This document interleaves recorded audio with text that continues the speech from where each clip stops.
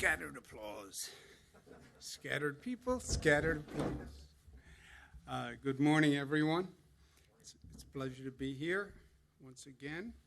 Let me introduce the people on the dais. To my far right, Gareth Rhodes, who's Deputy of Financial Services here in the state of New York, but he's been working with us on this since it began. Dr. James Malatras, to my right, not a real doctor, but a PhD doctor, which still counts to be a doctor. To my left, Secretary Melissa DeRosa, who is the top state official, appointed state official. Pleasure to be with her. It's a pleasure to be in Rochester today. Really Irondequoit, but for most people, they'll relate to Rochester. It's a pleasure to be in the Rochester Regional Health facility, and I want to thank the President and CEO, Eric Bieber, very much for having us here today. We're joined by a number of elected officials. I want to thank them for being here. We have County Executive Adam Bello. Pleasure to be with you. We have that great congressman who had a really challenging position before he went to Congress because he was working in New York State government. But he's now in Washington, and we need his voice there more than ever. This is going to be a big week in Washington. We need to get the federal government to recognize the situation that state governments face and fund not just corporate America, but fund working Americans, police, firefighters, school teachers. They have yet to do that to the extent necessary, and hopefully with the leadership of the House, we'll get that done this week. We have Robert Duffy, who is former mayor of Rochester, my great lieutenant governor in the first term. Pleasure to be with him as we go forward. We have elected officials here with us today. I also asked the elected officials all across the state to join us to understand today's presentation. So we invited all the county executives, we invited all the mayors to listen to this presentation, because we start a new chapter today in many ways. It's a new phase, if you will. May 15th is the end of the statewide closure. May 15th is the end of this week.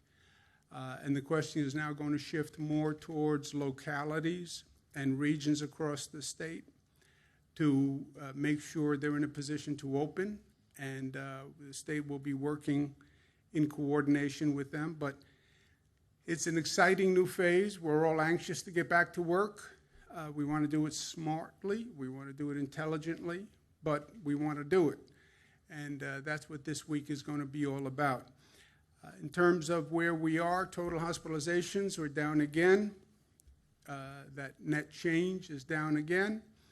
The net change in intubations is down again. The number of lives lost, still too high, obviously at 161, but better than it has been.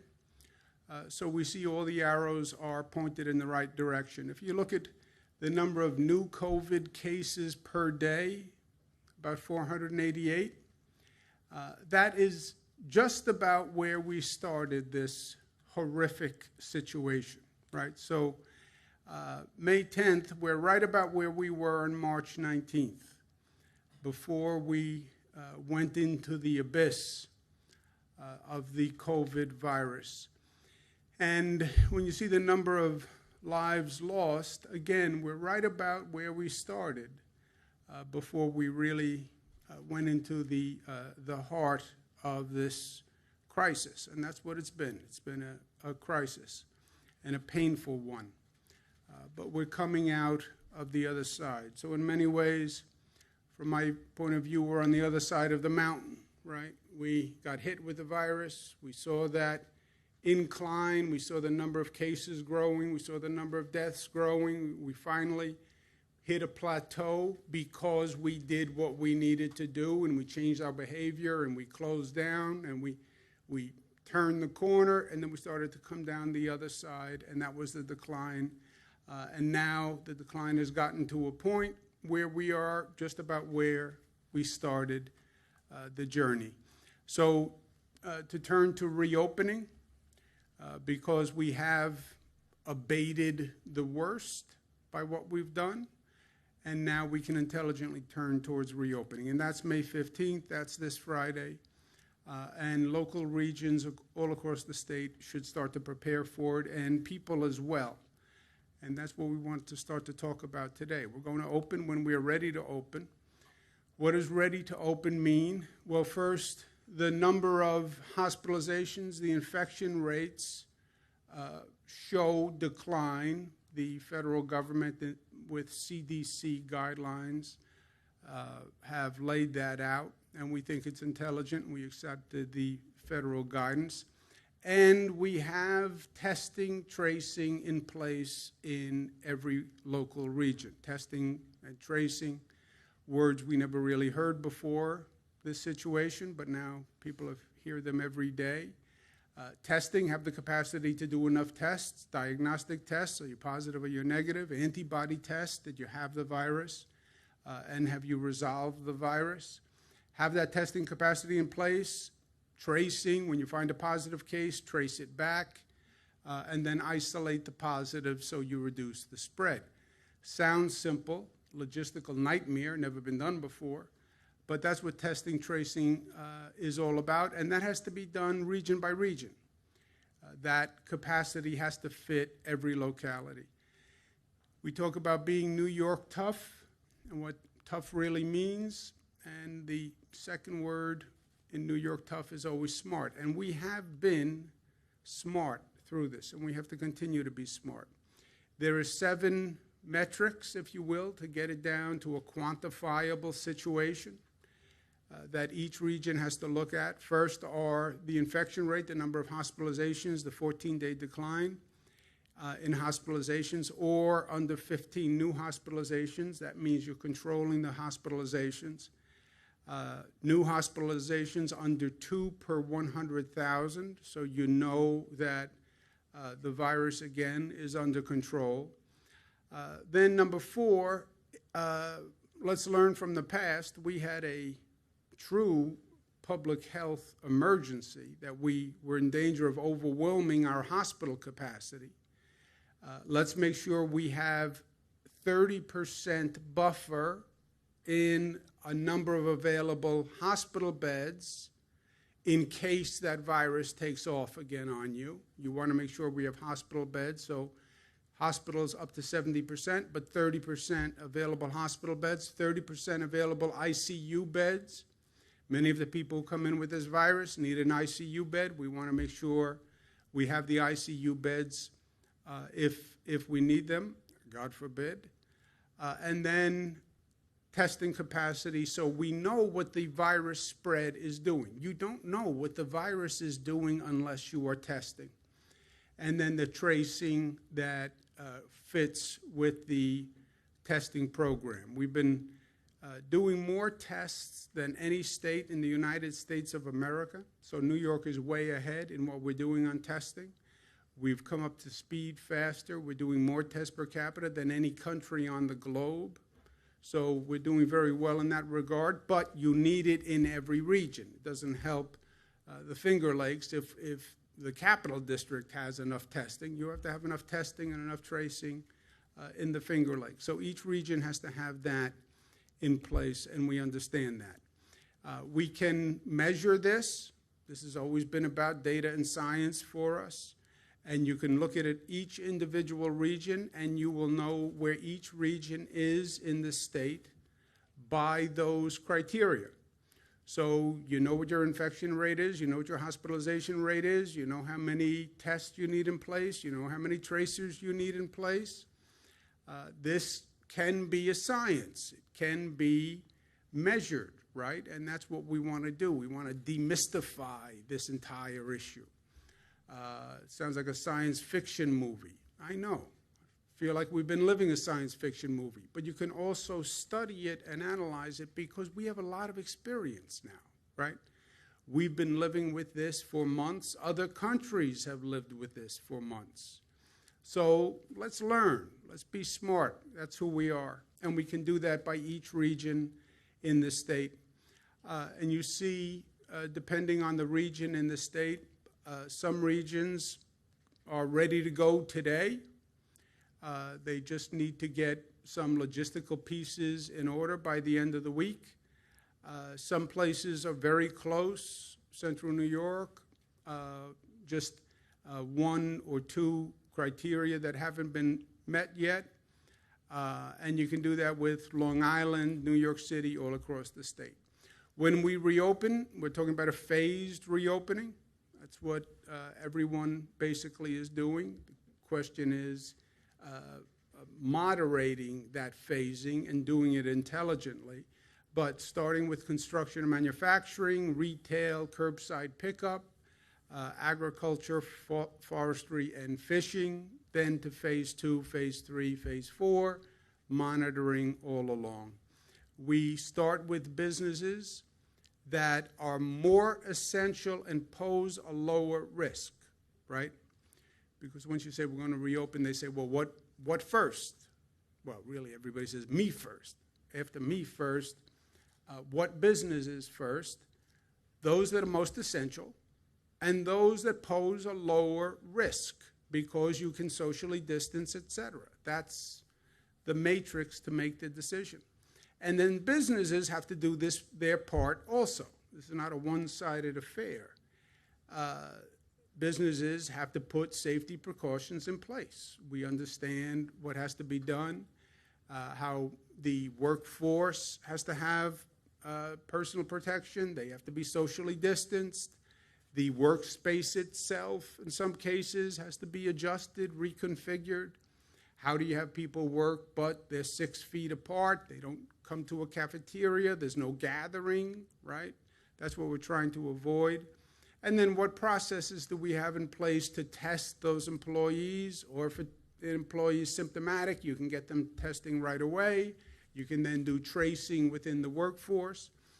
You look at what's going on around the country, just listen to the news. Those meat processing plants where you have hundreds and hundreds of workers getting sick.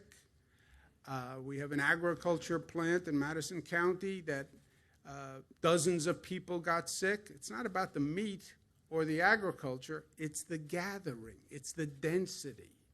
That's what creates the problem. So learning those lessons and making sure we don't make those mistakes here. On retail, all retail will be authorized to do curbside pickup or drop-off or in-store pickup. The essential retail, which has been open all along, will continue operating under the current protocols. We'll also open certain businesses statewide, which are low risk, landscaping, gardening, low risk recreational activities like tennis, drive-in movie theaters. Talk about going back to the future. Back to drive-in movie theaters. I'm okay with that, by the way. Local officials, they have to do their work and their responsibility. Testing and tracing, they have to have those systems in place. We have to have a system in place regionally to monitor the infection rate with the hospitals. That connection has to be very close. They have to know on a day-to-day basis, if not an hour-to-hour basis, how many people are walking into the hospitals. I often do conference calls with all the hospitals in the state to find out exactly what is going on, because they can tell you how many people walk through the door that morning or that afternoon. And you want to be able to watch that, and that has to be done on a regional basis. Businesses have to follow these new rules, but we have to make sure they're following those rules also. And you will get calls from employees who say, I went back to work, but by the way, I'm not comfortable. I don't think this is appropriate social distancing. I don't think I'm been given the appropriate equipment. Regional governments have to be in a position to respond to those. The local governments have to be in communication with each other. We do this on a regional basis. So there are a number of counties in that region, but it's one region. And, you know, this virus doesn't respect county borders or state borders. those governments have to be in contact with each other. If you know what's happening with your neighbor, you know what's happening in your district. So that has to be in place, and that has to work. And there's also something we call a regional control room, which is made up of the top officials, government officials, academic officials, healthcare professionals that are watching the situation in that region develop. You are going to increase activity. Depending on how intelligently you increase activity will be the possible effect on the spread of the virus. You need to know what the impact is, you need to know it in real time, and you need to be in a position to respond. If it does not go well, and you see that infection rate moving because the hospitals tell you they see an increase or because your testing data shows an increase, you have to be able to pull the plug or slow down the increase in activity, and that's what we call the circuit breaker, right? So you're increasing the activity, you're watching the infection rate, you're watching the hospitalization rate, you see that start to tick up, you have to have a circuit breaker. Slow down the activity level because you're increasing the infection rate, and nobody wants to be there. That means you're going back to the other side of the mountain, and we just made it over the mountain. Nobody wants to go back to the other side of the mountain.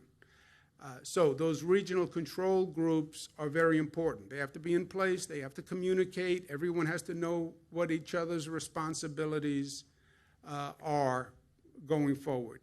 And we have been working with the regions all across the state over the past few weeks. We have those groups assembled, but this week, it's Monday, before Friday, start talking, start communicating, understand who does what, where, and that's true in regions all across the state. But I would urge them now to get on the telephone or Zoom or whatever your preferred technology, start talking, start understanding what happens on Friday, what do our numbers look like, and let's get that all set sooner rather than later. This is the next big step in this historic journey. First phase was figure out what we were dealing with because we had no idea. Scramble, frankly, to deal with a situation that dropped from another planet. Stabilize. Ramp up the healthcare system, inform people, get people to understand what we were dealing with, and control the damage. That's the mountain to me. We're now on the other side of the mountain. Next step, how do we reopen? How do we reopen intelligently? And how do we reopen without taking a step back? What we have done thus far is really amazing. And it was because we were smart and because we were unified. And because we did that, we averted tragedy. Let's just remember where we were, right? Remember where you were before you take a step forward. We had the virus that attacked us from Europe. The virus was coming. They now say, the experts now say, the geniuses now say, the virus came from Europe in January and February. And you know what? No one knew. No one knew, with all the sophistication, with all the public health organizations, with that whole alphabet soup of agencies, nobody knew the virus was coming from Europe. Everybody's looking at China, and the virus is coming from Europe. Why? Because by the time we moved, the virus had traveled from China to Europe. And then people are getting on flights from Europe coming to New York. 2 million travelers. 2 million travelers came from Europe. We had no idea. So New York, the East Coast, people were landing at JFK. They were landing at Newark Airport, and that's where the virus came from. January, February, March. Nobody knew. European travel ban goes into effect mid-March. It's too late. It was already here. Okay, let's learn the lesson going forward. But that was the situation. Those were the cards we were dealt. That's why New York had such high numbers. Not because there's anything special or different about New York, but because New York is where the European flights were coming in, and we didn't know. That was the situation that we were handed.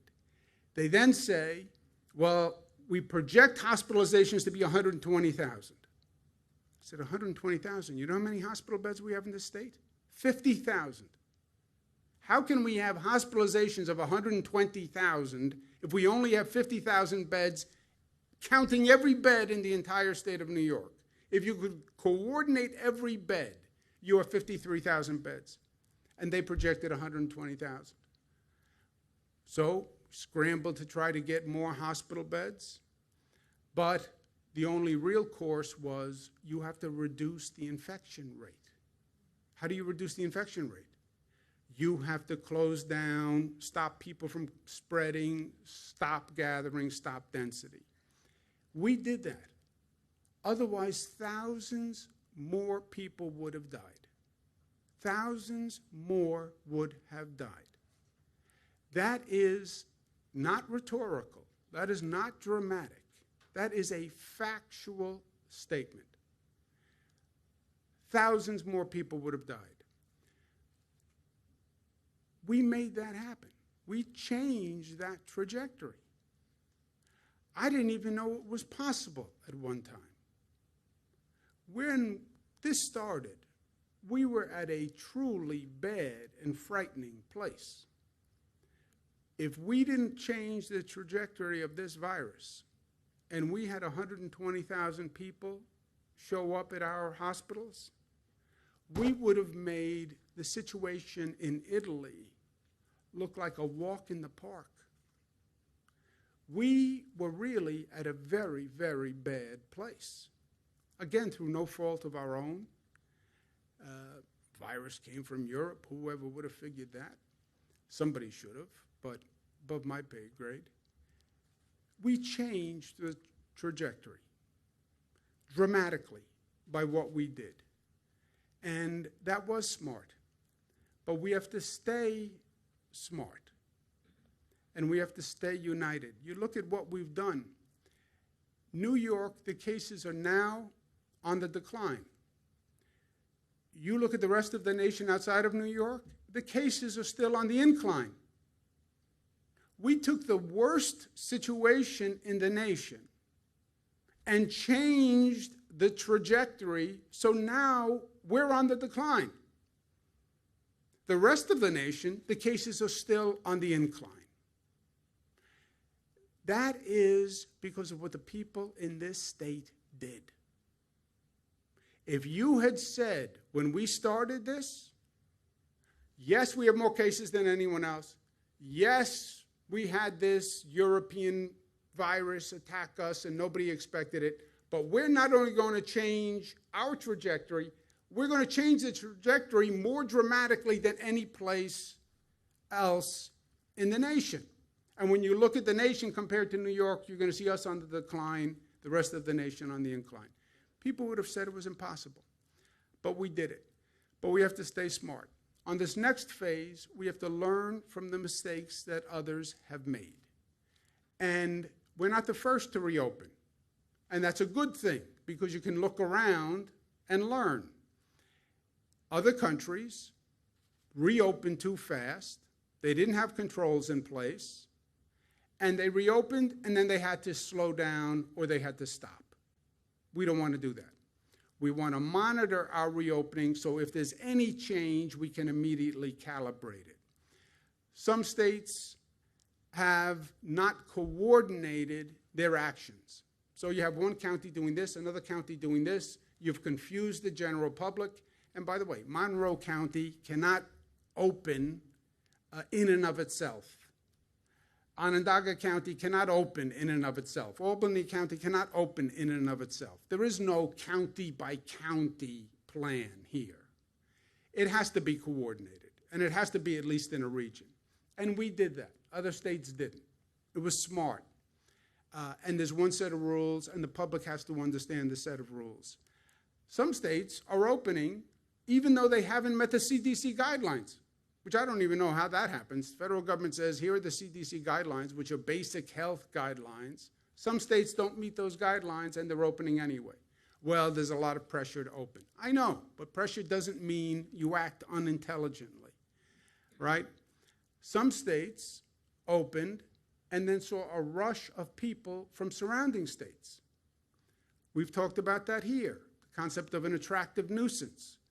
Finger Lakes opens. You can't open up an attraction or a site that will be attracting people from outside the region, and then you have a problem you never encountered, right? So that's something to watch.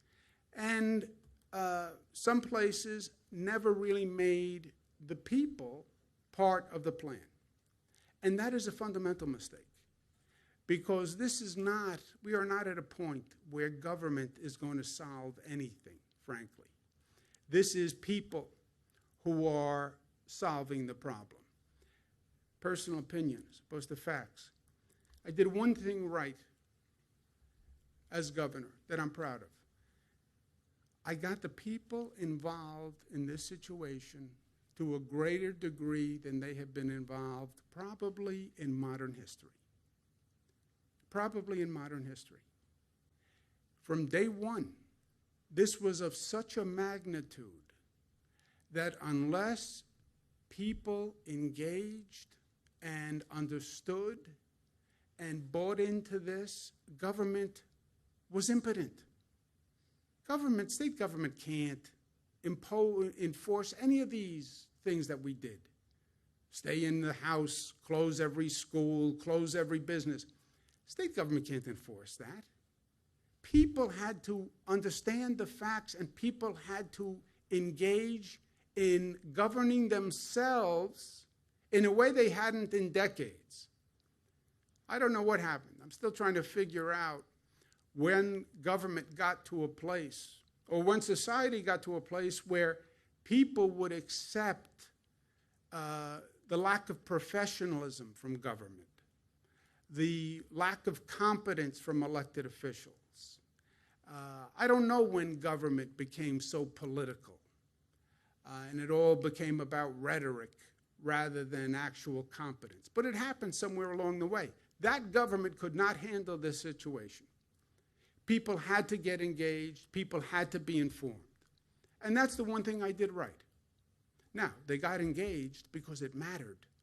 This is not an abstract issue. You're talking about people's lives and people's health and the health of their children. So they were interested. They were engaged. But they were also informed. And I worked very hard every day to make sure they knew the facts. Trust the people. Lincoln, right? An informed public will keep this country safe. True. And that's exactly what happened here. And that's what we're going to continue to do. People need to be part of this. The whole plan that we're outlining today is all down. It's online. It's in a book. People need to understand exactly how we do this second phase. Just the way they understood how we were going to get over that mountain and how we were going to flatten the mountain, they have to understand now how we reopen. And they have to be part of it. Understand the plan. Hold me accountable. Hold me accountable. Hold your local officials accountable. But people have to be part of it. And they have to know the facts and know what we're doing. Because it's going to come down to how people react and how people behave. And if they understand what we're doing, they will do it. Just as I couldn't enforce any of this on day one, the local officials are not going to be able to enforce it either. Nobody's going to mandate personal behavior.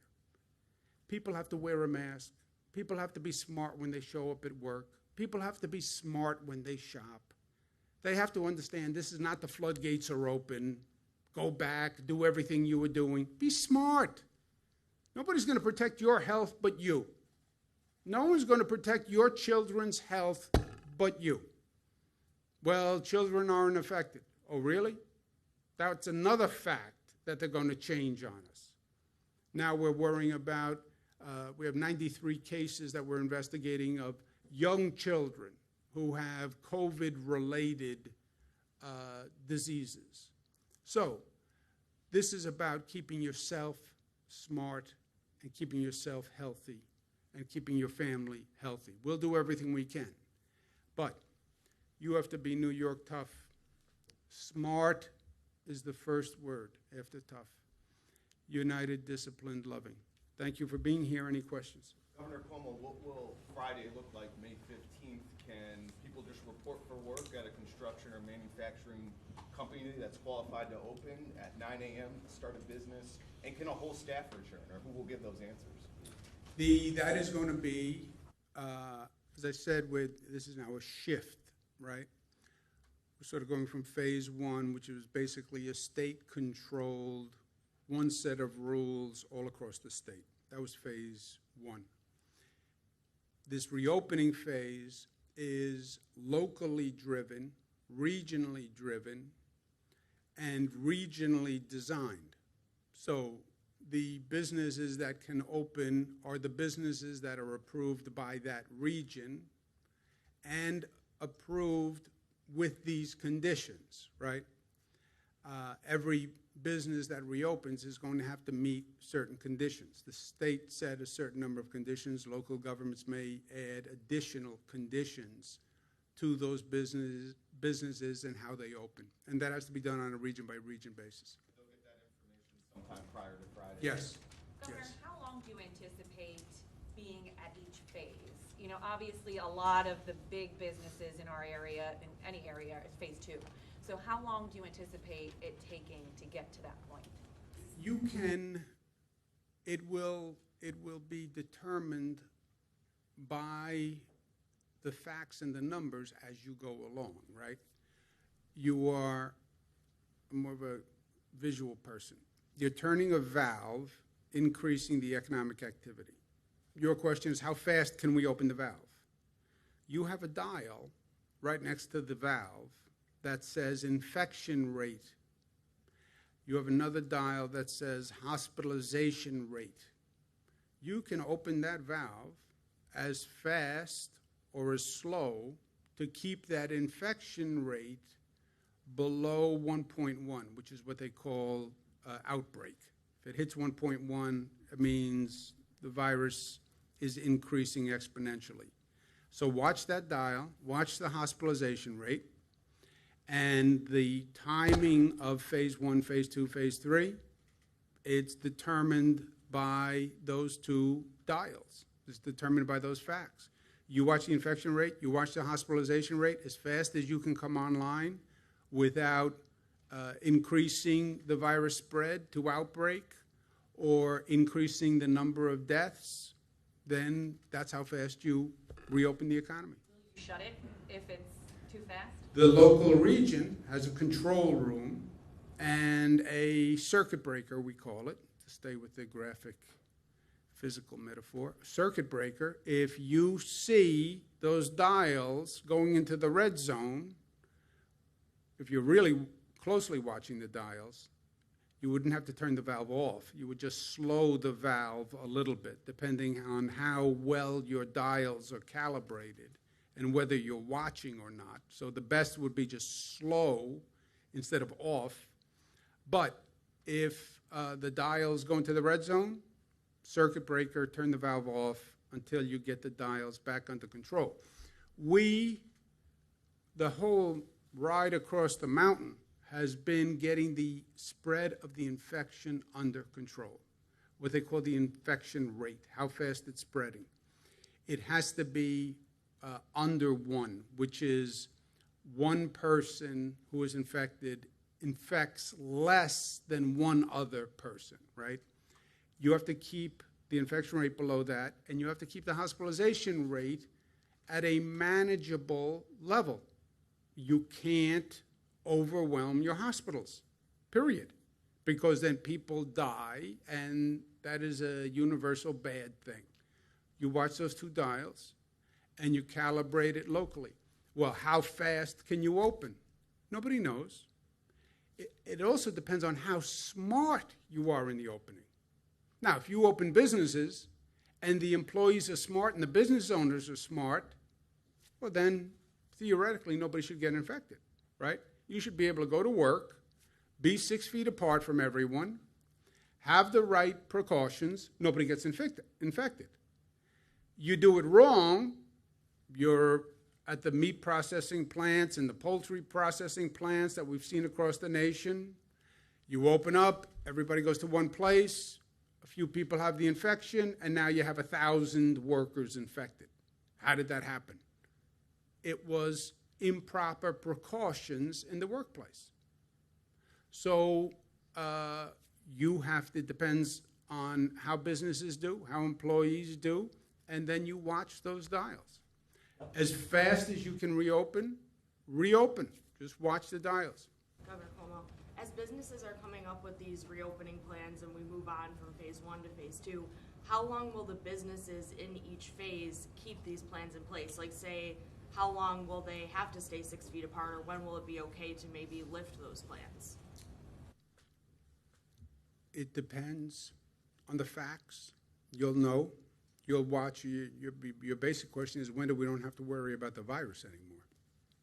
I hope it's tomorrow. I doubt it's tomorrow. It depends on how good we are at reducing the spread and controlling the spread. It's how smart we are. It's our actions, our behavior. That's why I come back to who slowed the spread in the beginning? The people of the state. Nobody else. There was no government action. It was an unprecedented action of the people, presented with the facts, informed and engaged. Hasn't happened in my lifetime.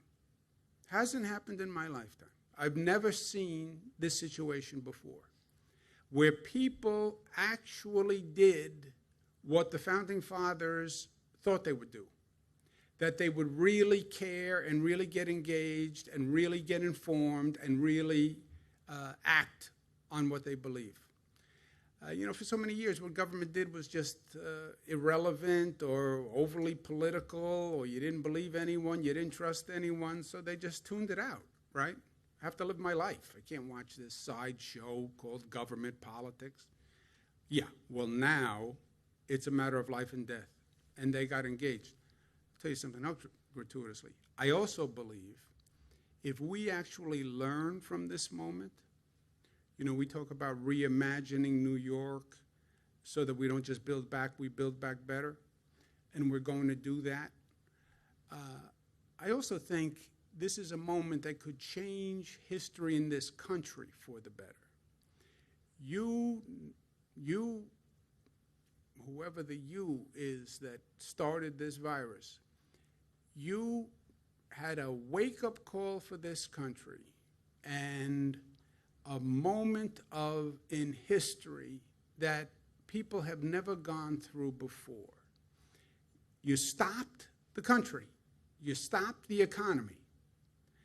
You we call it pause in New York. You put people's lives on pause. And everyone went through a period of turmoil and stress and reflection on their own personal lives, their family lives, their whole situation. Government, society, I think this is going to be a reevaluation all across the board. And I think we can be the better for it. I believe that. I believe we individually can be the better for it. I believe my kids are going to be the better for it. I believe I am going to be the better for it. I believe my family is going to be stronger for it. And I believe the state is going to be better for it on an individual and a collective level. And I think people are going to think about society and government differently than they ever did, because it really, really matters now. And they understand how government can make a significant difference in their lives. And it's not going to be a sideshow anymore. They're not going to tolerate it. I believe that. So they were in charge, the people.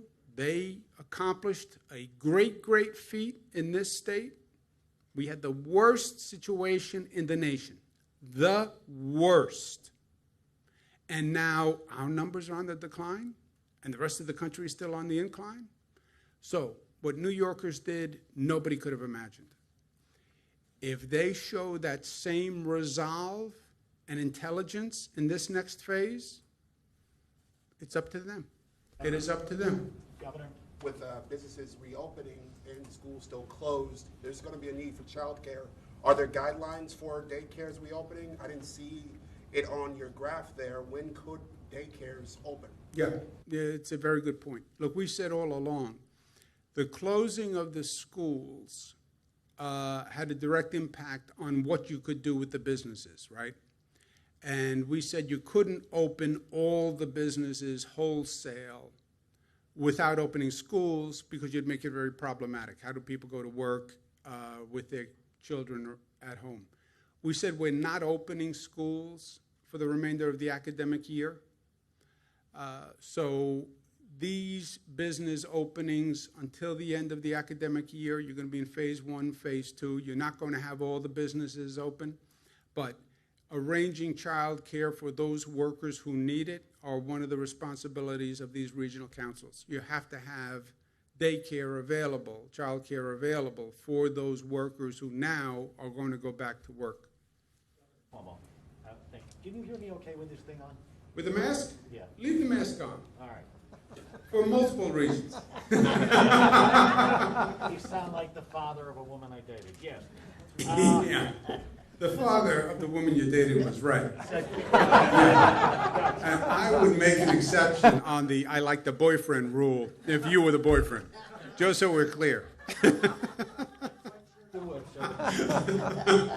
3 key factors for regional reopening: hospitalizations, hospital deaths, new hospitalization rates. You explained that. The one thing is, a lot of our viewers want to see that on a consistent data. They want to be able to see how a region is doing. And we can't seem to get that data. We know that you have it, and it's provided to you. You're kind enough to share it on a statewide basis. But again, this is a regional Yes, sir. factor. You're exactly So, right. wow, thank you. So, if you, Lightning strikes. yes. Yeah, So, just when you thought it was impossible. yeah. So, Anything can happen once. yeah. So, if Blind chicken gets a kernel of corn every once in a while. Go ahead.